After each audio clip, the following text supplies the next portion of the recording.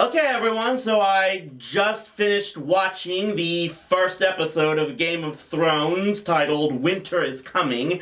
And full disclosure on this one, because this episode I actually watched twice before finally turning on the camera to do this vlog review, and that's because after I saw it the first time, it kind of dawned on me that I'm gonna have to take notes on this thing, because there is just, holy hell, there is just so much I'm gonna have to try to keep track of, so I apologize if I'm kind of cheating like this, but I think it's the only way I'm gonna be able to keep track of everything, at least for the time being, as I'm trying to get acclimated with everything that's apparently going on in this show. So apparently, we start out in what I think is Green Bay, Wisconsin. Sorry, I couldn't resist saying that, but yeah, it's just a dark tundra forest where one of three riders finds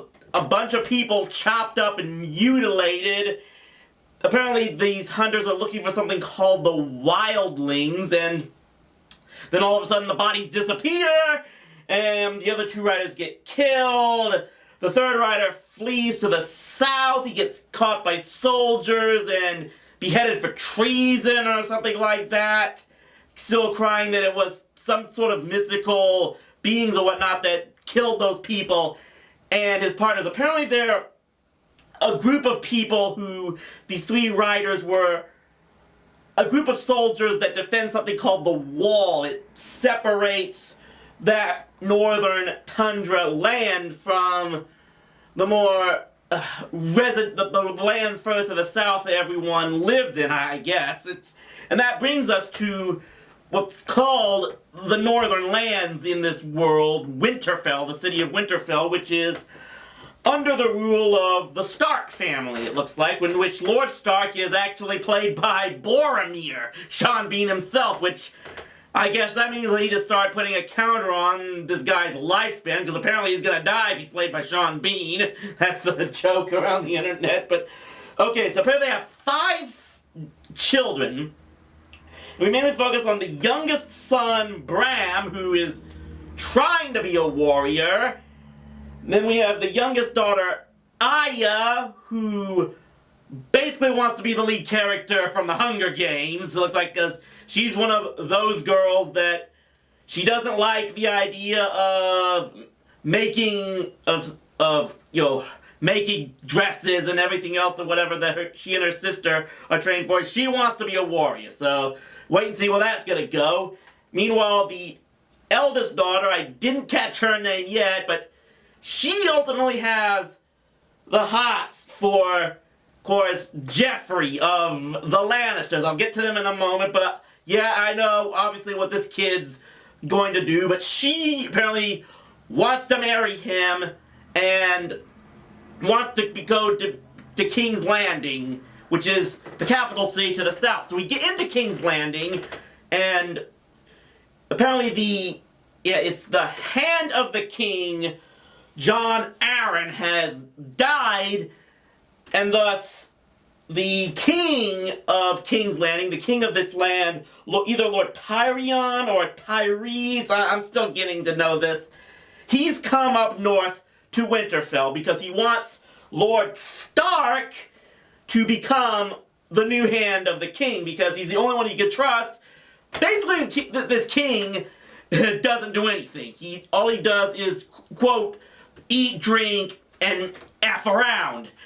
There's a lot, they drop a lot of F-bombs in this show, and that kind of weirds me out. Not because I have objections to this, but they say a lot of medieval slang in this, and then they just throw in F-bombs. I mean, does it really make sense to anyone they do that? I think it's just, that gives me the idea that they're just showing off, the writers are, saying, hey, we're on HBO so we can get away with this language, and it just doesn't, that kind of puts me off a bit. So, at any rate, the king comes to Winterfell with his family, which I think the Lannisters are, in a way, married into the royal family, because the queen is a member of the Lannisters. I think that's what it is, and if it's the case, then what I saw at the end, and I'll get to that, really puts me off. But, so, I think the Lannisters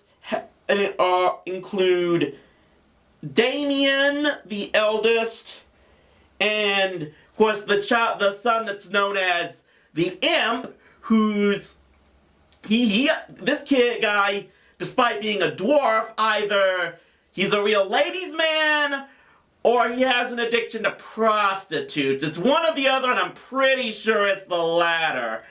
He ends up talking to, the other son of the Starks, who is, we all know him as the Bastard, because Lord Stark is his father, but Lady Stark is not his mother, so he's frowned upon by the rest of the family, and this is why he apparently wants to join the forces guarding the wall, as we see when his uncle eventually comes and joins the party as well. So, obviously, Lord Stark is at first reluctant to go down to King's Landing and become the Hand of the King, but he's finally convinced to do so when word gets out, when word is sent to Lady Stark via her sister who's fled King's Landing because she says that John Arryn, I apologize for the stuttering here, I'm not good at these vlogs, but she says that John Arryn was murdered by the Lannisters. So she's fled the country because she fears now the king is in danger. Lord Stark's the only one who can protect us, so Lord Stark finally decides to go and try to protect the king. But apparently now both from the Lannisters and from himself. Then we also meet Daenerys. And this is a character apparently I need to get to know very well because I caught a lot of flack for not including this character on my list of kick-ass women of television. Because apparently she is this absolute badass woman character. Which is why she's naked in her first scene. And she's stripped down and fondled by her brother. Because that's not creepy at all whatsoever. She is a member of a family called the Targaryens, and I think this is what goes on, because bear with me here because I'm still trying to piece this thing together.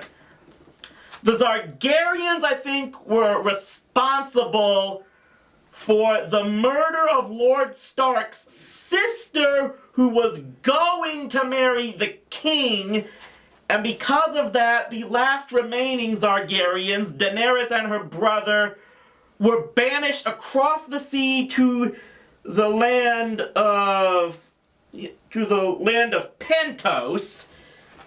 and now Daenerys' brother is trying to get back the kingdom, is trying to conquer the kingdom, because basically using Daenerys as a bargaining chip, because he's essentially sold her into the marriage to the leader of a group of barbarians called the Dothraki, in exchange for the Dothraki giving him an army that he could use to conquer the kingdom. And then we get to the end part, and this is where it really gets freaky for me, because all she knows how to do is obey the wishes of her brother. Not only does Daenerys agree to go along with the wedding, which she clearly does not like, we then have to see a scene where she basically lets the leaders of the Dothraki rape her. I mean, let's not beat around the bush. That's what she does. That's what happens.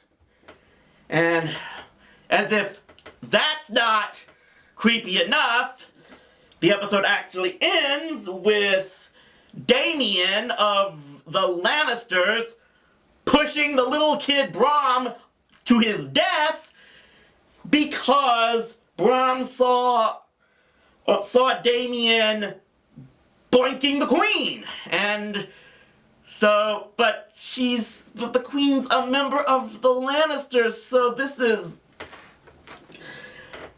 I really wonder what I got myself into on this one, but I'm gonna keep watching this. I'm going to watch episode 2 as soon as I can. I'll get the other one, and